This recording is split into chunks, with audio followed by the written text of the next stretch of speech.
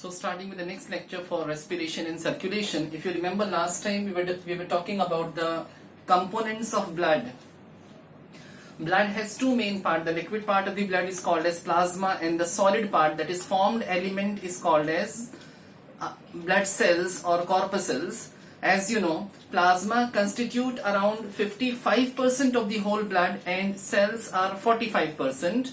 Last time we have seen what all things are present in the plasma. Plasma में क्या क्या present था वो last time हमने पढ़ा था. So today we have to discuss about the different type of cells present in blood. Last time ही मैंने आपको बताया था कि ब्लड में तीन मेन टाइप की सेल्स होती हैं. The first one is called as RBC, second one is called as WBC and third one is called as platelet. They may also be called as erythrocytes, leucocytes and thrombocytes. इन तीनों cells के बारे में आज हमें discuss करना है, आज हमें पढ़ना है. तो starting with the first type of cell 8.10, that is RBC, also called as erythrocyte. RBC, the name was given because of its color. It is red blood cells or red blood corpuscles as it appears red in color. Red होने की वजह से उसको red blood cells कहा जाता है. This is the most abundant cell present in the blood. हमारे blood में सबसे ज्यादा cells में अगर कोई है तो वो RBC है, जिसका count millions में होता है. Okay. Now as far as the shape of the RBC is concerned, it is circular, biconcave and enucleated. Let me explain. It is circular. Circular doesn't mean it is spherical in shape. It is circular but a disc shape. It is circular but a disc shape means it is comparatively flat. Biconcave. Biconcave मतलब बीच का हिस्सा, बीच का portion जो होगा वो दबा होगा और साइड का जो पोर्शन होगा वो थिक होगा. So it is circular, disc shape and biconcave. बीच का पोर्शन दबा हुआ है और साइड में वो थिक होती है. It is enucleated. Enucleated means without nucleus.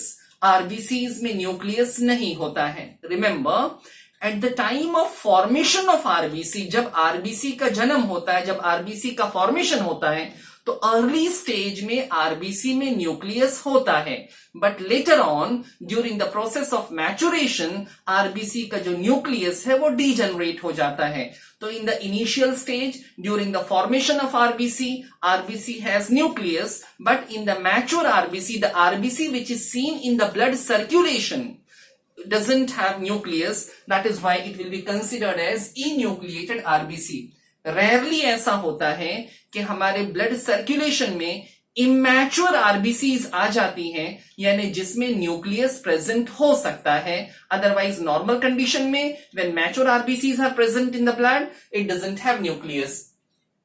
Now RBC do not have mitochondria. Not only mitochondria, many cell organelles are missing in RBC.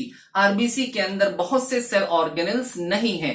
Once RBC come in blood circulation, एक बार वो circulation में आ गई तो उसमें division, cell division नहीं होगा. जो RBC circulation में आ जाती है उसका cell division नहीं होता है, उसमें mitochondria नहीं है, बहुत से दूसरे cell organelles missing हैं. Due to absence of cell organelle, cell organelles नहीं है तो उसके अंदर बहुत से मेटाबॉलिक प्रोसेस नहीं होते हैं. By the way, RBC is mainly responsible for transportation of oxygen and carbon dioxide, जिसके लिए हीमोग्लोबिन रिस्पॉन्सिबल है. तो अंदर जो चीज मिसिंग है वो क्यों मिसिंग है? सो दैट ज्यादा हीमोग्लोबिन अंदर अकोमोडेट हो सके. Now RBC is red in color due to presence of hemoglobin. HB stands for hemoglobin. बच्चों RBC में hemoglobin है, red color pigment है, which is also considered as respiratory pigment. हमारी RBC red color की, हमारा blood red color का है because it has hemoglobin. कुछ ऑर्गेनिजम्स हैं जिनके ब्लड के कलर अलग अलग होते हैं. It depends upon the type of pigment present in the blood. जैसे in some cases in some cases the blood may be blue in color, in some cases it may be green in color, depending upon the different type of pigments present in the blood. We have hemoglobin which gives red color to the blood. Now hemoglobin की अगर बात करें, hemoglobin का range, mails में haemoglobin कितनी होती है? 14 to 17 gram %, that is 14 to 70 gram per 100 ml of blood. इतनी हीमोग्लोबिन मेल्स में होती है और फीमेल के अंदर हीमोग्लोबिन कंटेंट कंपैरेटिवली कम होता है। फीमेल का हीमोग्लोबिन कंटेंट कितना है? 13 to 17 gram percent, that is 13 to 15 gram per 100 ml of blood. अभी फीमेल्स में हीमोग्लोबिन कम क्यों है? ऐसा कोई डिस्क्रिमिनेशन नहीं है। फीमेल का मेटाबॉलिज्म मेल के कंपैरिजन में स्लो होता है, that is why female has comparatively less amount of haemoglobin. Now deficiency of haemoglobin और deficiency of red blood cells, या तो आरबीसी की डिफिशियंसी, उसका काउंट कम हो जाए, या हीमोग्लोबिन कंटेंट कम हो जाए, all this conditions are called as anaemia.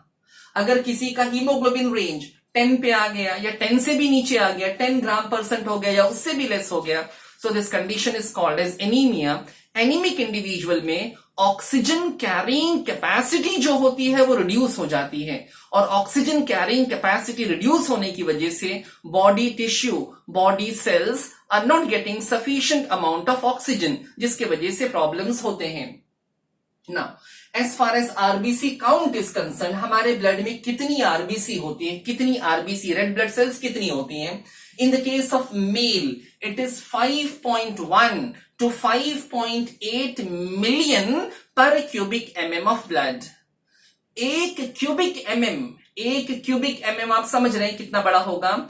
1 millimetre into 1 millimetre into 1 millimetre, length breadth height 1 millimetre, means more और less equivalent to 1 sugar crystal. शक्कर के एक दाने के बराबर अगर हम ब्लड लें तो उसमें कितनी आरबीसी होगी? 5.1 to 5.8 million RBCs are present in such less amount of blood. Females में आरबीसी काउंट थोड़ा कम है, the reason is same, because female का मेटाबॉलिज्म कंपैरेटिवली स्लो है। फीमेल के अंदर आरबीसी काउंट कितना होता है? 4.3 से लेके 5.2 million per cubic mm of blood. So this all about the normal count. Count abnormal भी हो सकता है, जिसके बारे में आगे हम पढ़ेंगे। Now as far as formation of RBC is concern, RBC का फॉर्मेशन, आरबीसी के बनने के प्रोसेस को, उसके फॉर्मेशन को क्या बोलते हैं? Erythropoiesis. Erythropoiesis is the process of formation of RBC. अभी एरिथ्रोपोइसिस के लिए एरिथ्रोपोइटिक ऑर्गन, यानी हमारी बॉडी में एक ऐसे स्पेसिफिक ऑर्गन्स हैं जहां पे एरिथ्रोपोइसिस यानी आरबीसी का फॉर्मेशन होता है। एरिथ्रोपोइटिक ऑर्गन में कुछ स्पेशल सेल्स होती हैं कॉल्ड एज हीमोसाइटोब्लास्ट और reticulocytes. So hemocytoblast or reticulocyte is a specific type of cell present in hemopoietic organ which is responsible for the formation of RBC, means they are responsible for erythropoiesis. In short you can say ये RBC की माँ है। हीमोसाइटोब्लास्ट और reticulocyte ये RBC की माँ हैं जो आरबीसी को जन्म देती हैं। अभी एरिथ्रोपोइटिक ऑर्गन यानी किस ऑर्गन में आरबीसी का प्रोडक्शन होता है? फीटस में, मतलब न्यूबॉर्न में या फीटस में आरबीसी का प्रोडक्शन लिवर और स्प्लीन में होता है, लिवर में और स्प्लीन में होता है। और एडल्ट में इसका फॉर्मेशन रेड बोन मैरो में होगा। रेड बोन मैरो, देखो लिवर और स्प्लीन, आई होप आप समझ रहे हैं। लिवर कलेजी को कहते हैं, स्प्लीन तिल्ली को कहते हैं। यहां पे आरबीसी का प्रोडक्शन होता है। रेड बोन मैरो, बोन के अंदर जो सॉफ्ट पार्ट होता है, नली के अंदर जो सॉफ्ट पार्ट होता है, बोन के अंदर जो गूदा होता है वो व्हाइट होता है और किनारे पर रेड होता है। तो जो रेड वाला पार्ट है वो रेड बोन मैरो कहलाता है और वहां पे आरबीसी का प्रोडक्शन होगा। तो वंस अगेन आरबीसी के फॉर्मेशन को एरिथ्रोपोइसिस कहते हैं, जो एरिथ्रोपोइटिक ऑर्गन में होता है। Erythropoietic organ in foetus is liver and spleen और एडल्ट में रेड बोन मैरो है। और एरिथ्रोपोइटिक ऑर्गन के अंदर जो सेल्स आरबीसी को जन्म देती हैं वो हीमोसाइटोब्लास्ट और रेटिकुलोसाइट्स हैं। नाउ अभी एक और चीज कि during this process of formation of RBC, जब आरबीसी बन रही है मतलब एरिथ्रोपोइसिस हो रहा है, तो उस टाइम किडनी से एक हार्मोन सिक्रीट होता है जिसका नाम है एरिथ्रोपोइटिन। किडनी से सिक्रीट होने वाला hormone erythropoietin which helps in the process of formation of RBC, जो आरबीसी के फॉर्मेशन में हेल्प करता है, मतलब एरिथ्रोपोइसिस में हेल्प करता है, राइट। अभी उसके बाद जब आरबीसी बन रही है, जब आरबीसी का फॉर्मेशन हो रहा है, तो आरबीसी के फॉर्मेशन के टाइम पे कुछ बेसिक रिक्वायरमेंट है, यानी आरबीसी के फॉर्मेशन में कुछ चीजों की जरूरत पड़ती है। किसकी जरूरत पड़ेगी? विटामिन B12 की जरूरत पड़ेगी, फॉलिक एसिड की जरूरत पड़ेगी और हीम नाम के प्रोटीन की जरूरत पड़ेगी। मतलब इन तीनों की मदद से एरिथ्रोपोइसिस होता है। ये हार्मोन है और ये कंस्टिट्यूएंट हैं जिनका रिक्वायरमेंट है आरबीसी के प्रोडक्शन में। अभी एक बार आरबीसी बोन मैरो में बन गई, एडल्ट में बोन मैरो में बन गई, it comes in general blood circulation, वो बोन मैरो से बाहर निकल के ब्लड वेसल में आ जाती है। Once RBC entered in the blood vessel में आने के बाद वो आरबीसी 120 डेज 120 दिन तक हमारी बॉडी में घूमते रहती है, अपना काम करते रहती है। आरबीसी का मेन फंक्शन है transportation of oxygen and carbon dioxide. 120 days complete होने के बाद 120 डेज कंप्लीट होने के बाद आरबीसी की डेथ हो जाती है, आरबीसी डिस्ट्रॉय हो जाती है, डीजनरेट होने लगती है। तो ये आरबीसी जब डेथ हो जाती है, आरबीसी की 120 डेज सर्कुलेशन में रहने के बाद, सर्कुलेशन में घूमने के बाद जब उसकी डेथ हो जाती है, तो जब आरबीसी की डेथ होगी तो उसे आरबीसी का ग्रेव यार्ड हमारी बॉडी में लिवर और स्प्लीन को कहा जाता है। यानी worn out RBC, dead RBC, fragmented RBC, जितनी आरबीसी टूट फूट गई हैं, वो सभी आरबीसी को लिवर में और स्प्लीन में दफना दिया जाएगा। That is why it is called as graveyard for RBC, वो आरबीसी की कब्रिस्तान है। The next part, it is all about the basic thing and applicable for RBC. Now, in certain cases what happen, RBC count normal से ज्यादा हो जाता है। Increased RBC count, अगर RBC count normal से ज्यादा हो गया तो this condition is called as polycythemia. Polycythemia is the increased RBC count. अभी RBC count बढ़ने से यूजुअली कोई मेजर इश्यू नहीं होता, लेकिन आरबीसी काउंट अगर बहुत ज्यादा बढ़ गया तो इससे ब्लड की विस्कोसिटी बढ़ जाती है, ब्लड जरूरत से ज्यादा थिक हो जाता है, जिससे ब्लड प्रेशर बढ़ने की और हार्ट के ऊपर आने वाले फोर्स प्रेशर की डिमांड बढ़ सकती है। तो आरबीसी काउंट थोड़ा बहुत बढ़ता है, इट्स ओके, बहुत ज्यादा इंक्रीज होता है, इट में increase the viscosity of blood. The next part, अगर आरबीसी काउंट नॉर्मल से कम हो जाए, मींस डिक्रीज्ड आरबीसी काउंट, अगर आरबीसी काउंट डिक्रीज होता है, so this abnormal condition is called as erythrocytopenia. Erythrocytopenia is the decreased RBC count. हाँ, RBC count अगर कम होता है, it has lot of clinical significance. देखो आरबीसी काउंट नॉर्मल, यहां पे मैंने बताया ना 5.1 to 5.8 million per cubic mm of blood is applicable for male, 4.3 to 5.2 million per cubic mm of blood is applicable for female. अगर RBC count कम हो जाता है, 4 मिलियन से या 3 मिलियन तक आ जाता है, so this condition will be called as abnormal condition, it is called as erythrocytopenia. RBC count कम होने को हम एनीमिया कहते हैं। And again in this condition due to decreased RBC count what happen, हमारे ब्लड की ऑक्सीजन कैरिंग कैपेसिटी रिड्यूस हो जाएगी, ब्लड की ऑक्सीजन कैरिंग कैपेसिटी रिड्यूस होगी। Now this all about the RBC. Now functions of RBC is given here. RBC के क्या क्या function है? फर्स्ट मेन फंक्शन जो मैंने बार बार रिपीट किया, it is responsible for transportation of oxygen and carbon dioxide. As you know, RBC में हीमोग्लोबिन है, रेस्पिरेशन पार्ट में आपने पढ़ा था, आरबीसी में हीमोग्लोबिन है which is capable of transporting around 97% of the total oxygen, और इससे CO2 का भी ट्रांसपोर्टेशन होता है, अराउंड 20 to 30% CO2 ट्रांसपोर्ट होता है with the help of haemoglobin, with the help of RBC. Now RBC also helps in maintaining the pH of blood. हमारे blood का जो नॉर्मल पीएच है, blood is slightly alkaline fluid, तो उस blood के pH को मेंटेन रखने में आरबीसी यूजफुल है। RBC also decides the viscosity of blood. मैंने अभी थोड़ी देर पहले आपसे कहा कि अगर आरबीसी काउंट इंक्रीज होती है, इट में increase the viscosity of the blood. तो normal RBC count maintain the normal viscosity of blood. Normal viscosity is essential for the normal blood flow from the capillaries. Now RBC also helps in blood clotting mechanism. Clotting mechanism आगे और भी detail में आ रहा है, तो blood को clot करने में आरबीसी का कंट्रीब्यूशन है। Now the last part given in this RBC is hematocrit. Now what is hematocrit? Hematocrit basically is a proportion, is the ratio of total RBC present in the blood is to total blood. यानी हमारी RBC का proportion पूरे blood में कितना है, this proportion is called as haematocrit. Remember, haematocrit value greatly differ in male and female. Also it is different for infants. Infants में उसकी reading अलग है, मेल्स में उसका प्रपोर्शन अलग है, फीमेल्स में उसका प्रपोर्शन अलग होता है। तो haematocrit is nothing but it is the ratio. It has lot of clinical significance. It is a proportion between RBC is to total blood. So this is all about the RBC.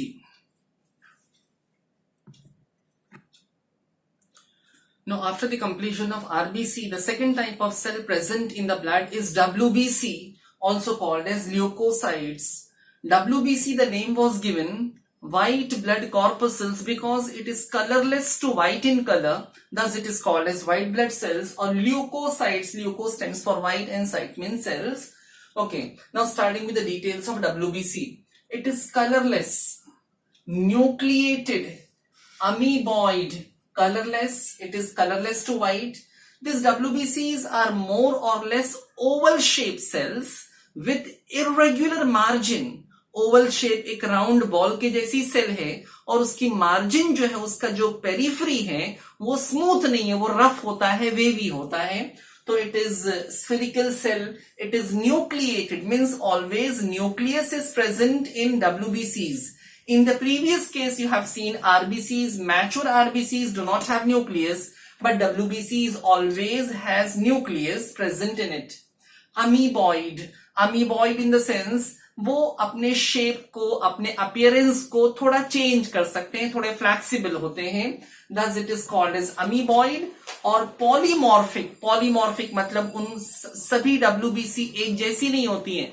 WBC की morphology अलग अलग होती है, अलग अलग type की WBC होती है, उनका शेप अलग हो सकता है, उनकी साइज अलग हो सकती है, उनके अंदर जो न्यूक्लियस होता है वो अलग अलग टाइप का होता है, thus they are polymorphic in nature. Now, WBC show a very specific type of amoeboid movement. WBC में एक खास किस्म का amoeboid movement होता है. The movement is called as dipedasis. Now, what is dipedasis? देखो, एक WBC है, more or less spherical in shape है. This WBC can change the shape, मतलब वो अपने आप को स्क्वीज करके, अपने आप को नैरो करके एक पतली सी जगह से गुजर सकती है. Let me explain. देखो, हमारी बॉडी में कुछ blood capillaries, the thinnest blood vessels are called as capillaries.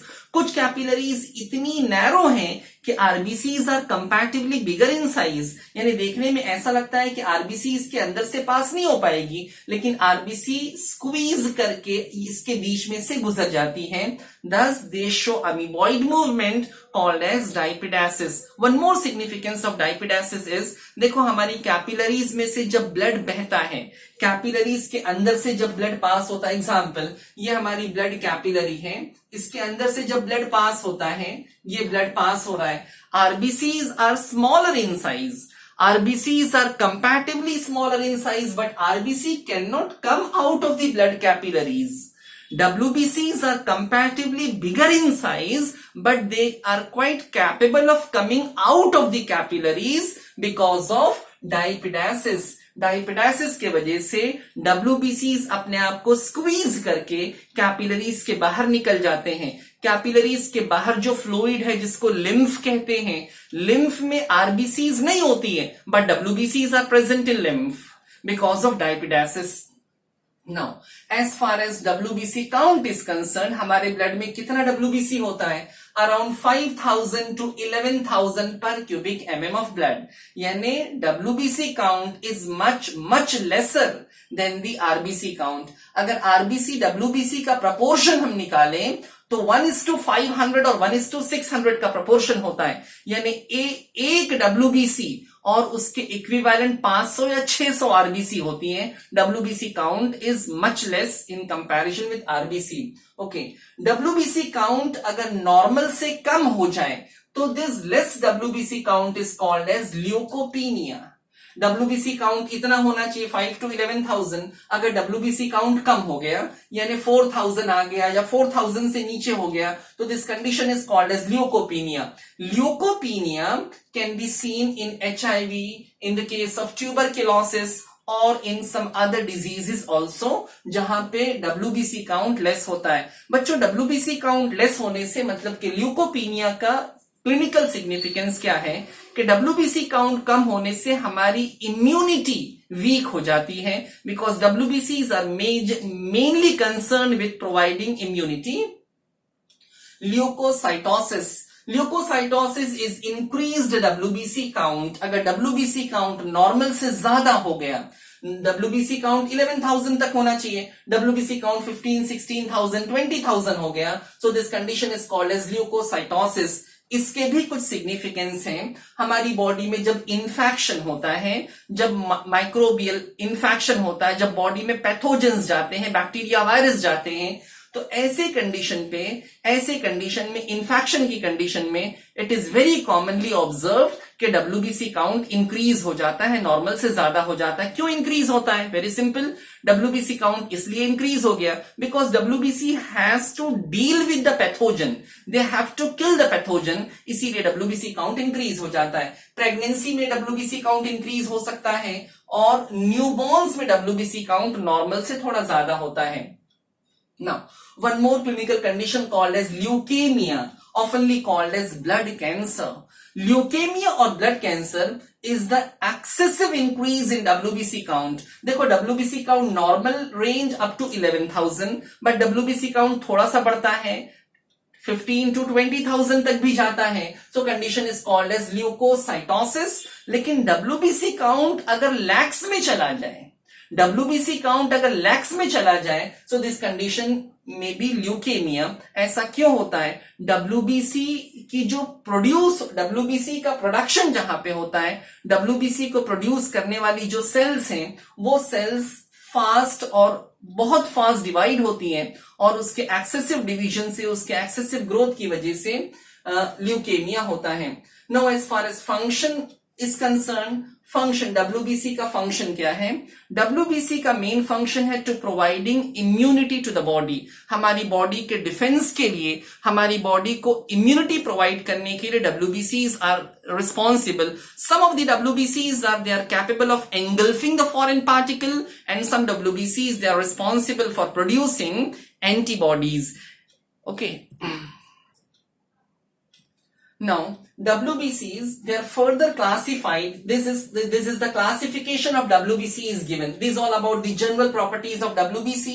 Now, the classification of WBC. WBCs can be classified on the basis of presence and absence of granules in the cytoplasm. Once again, WBCs are further classified on the basis of presence and absence of granules in the cytoplasm. जैसे एक WBC है, उसके अंदर nucleus है. आपने पढ़ा WBC में nucleus होता है. न्यूक्लियस के बाहर जो फ्लूइड है, न्यूक्लियस के बाहर जो फ्लूइड है, that is called as cytoplasm. बच्चों, साइटोप्लाज्म में अगर ग्रेन्यूल्स प्रेजेंट है, छोटे छोटे डॉट के जैसे पार्टिकल्स प्रेजेंट हैं, तो ऐसी WBC को हम बोलेंगे granulocyte. Granulo stands for granules and cyte stands for cells. मतलब ग्रेन्यूल्स वाली WBC is called as granulocyte. और अगर ऐसी WBC जिसके साइटोप्लाज्म में ग्रेन्यूल्स नहीं है, तो उसको अपन बोलेंगे agranulocyte. Means granules are absent in cells.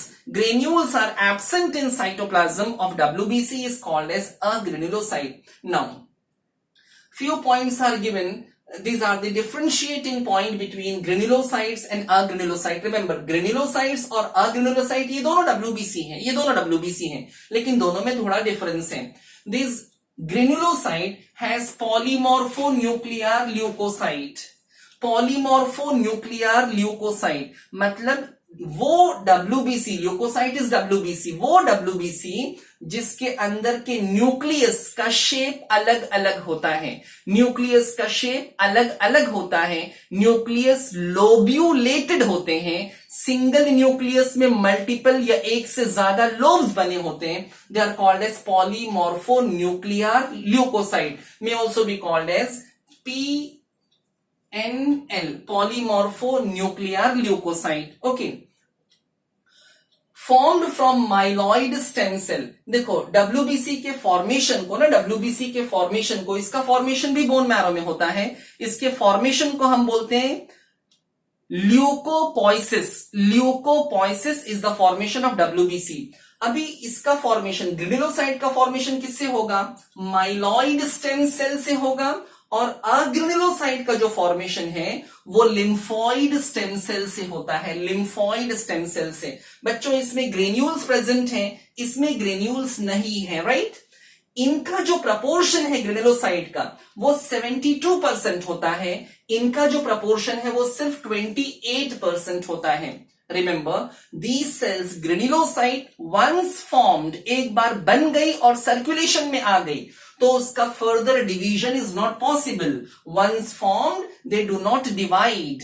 और ये बनने के बाद भी इसमें डिवीजन हो सकता है bye means of mitosis. They can be divided by means of mitosis. यहां तक क्लियर हुआ?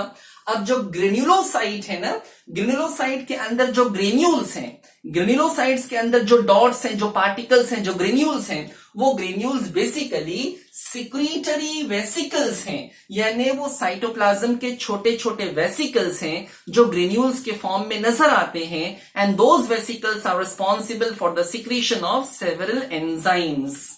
इसके अंदर कोई ग्रेन्यूल्स नहीं होता है. इसके अंदर लार्ज न्यूक्लियस होता है मगर न्यूक्लियस में लोब्स नहीं होते. इसके न्यूक्लियस में लोब्स होंगे, इसके न्यूक्लियस में लोब्स नहीं होंगे. So these are the differentiating point between granulocytes and agranulocyte. Now अब जो ग्रेन्युलोसाइट्स हैं बच्चों, this granulocytes depending upon the staining ability, depending upon the staining ability, अगर हम उसको स्टेन करें, उसको रंगें, उसको कलर करें बाय यूजिंग बायोलॉजिकल स्टेन, तो अलग अलग ग्रेन्युलोसाइट जो है वो अलग अलग टाइप के स्टेन को एक्सेप्ट करती है. Depending upon the type of stain they accept, they are classified as neutrophil, basophil and acidophil और इओसिनोफिल. रिमेंबर, अभी जो बायोलॉजिकल स्टेन होते हैं, जो कलर होते हैं जिससे हम बायोलॉजिकल सैंपल्स को स्टेन करते हैं, वो स्टेन या तो एसिडिक होते हैं, या तो बेसिक होते हैं, या तो न्यूट्रल होते हैं. Depending upon its pH they are classified as acid, basic और न्यूट्रल. अभी ऐसी ग्रेन्युलोसाइट मतलब ऐसी WBC, ऐसी ग्रेन्युलोसाइट जिसने न्यूट्रल स्टेन को एक्सेप्ट किया, न्यूट्रल स्टेन के लिए एफिनिटी है, तो उसको बोलेंगे neutrophils. Neutro stands for neutral and philia stands for affinity, attraction. तो ये न्यूट्रल स्टेन को एक्सेप्ट करता है. दूसरी सेल जो बेसिक स्टेन को एक्सेप्ट करेगा उसको बेसोफिल बोलेंगे, और जो एसिडिक स्टेन को एक्सेप्ट करेगा उसको एसिडोफिल्स हम बोलेंगे. So depending upon the staining ability, they are classified as neutrophil, basophil and eosinophil, right? Now, neutrophils जो होते हैं, न्यूट्रोफिल्स, अभी न्यूट्रोफिल का डिस्क्रिप्शन. अभी न्यूट्रोफिल ये एक WBC है जिसका स्फेरिकल शेप है, जिसमें न्यूक्लियस प्रेजेंट है. इसके न्यूक्लियस की पिक्यूलैरिटी ये है कि इसका न्यूक्लियस मल्टी लोब्यूलेटेड होगा. In this diagram you can see a single nucleus has 3 lobes. Remember, number of lobes are not fixed. It may be up to 7 also. 3 से 7 lobes तक present हो सकते हैं. और इसके साइटोप्लाज्म में फाइन ग्रेन्यूल्स होते हैं, फाइन ग्रेन्यूल्स होते हैं. Numerous granules are present. Fine granules and numerous granules are present. अब ये वाली जो सेल होती है, ये सेल न्यूट्रल स्टेन को एक्सेप्ट करती है. इस सेल का प्रपोर्शन कितना है? 70%, यानी मैक्सिमम डब्ल्यूबीसी में मैक्सिमम सेल कौन सी है? न्यूट्रोफिल है। इसका फंक्शन क्या है? They are phagocytic in nature. Phagocytic in the sense they are capable of engulfing the foreign particle. जो फॉरेन पार्टिकल हमारे ब्लड में आता है, जो बैक्टीरिया वायरस हमारे ब्लड में आता है, जो पैथोजेंस हमारे ब्लड में आते हैं, they are capable of engulfing the foreign particle and they contribute in the formation of pus. जो इंजरी की साइड पे पस होती है ना, उस पस में डेड न्यूट्रोफिल्स प्रेजेंट होती हैं, उसमें डैमेज सेल्स भी होती हैं और भी चीजें होती हैं, but it contributes in the formation of पस। So this all about the neutrophil. बाकी की सेल्स का description will see in the next lecture.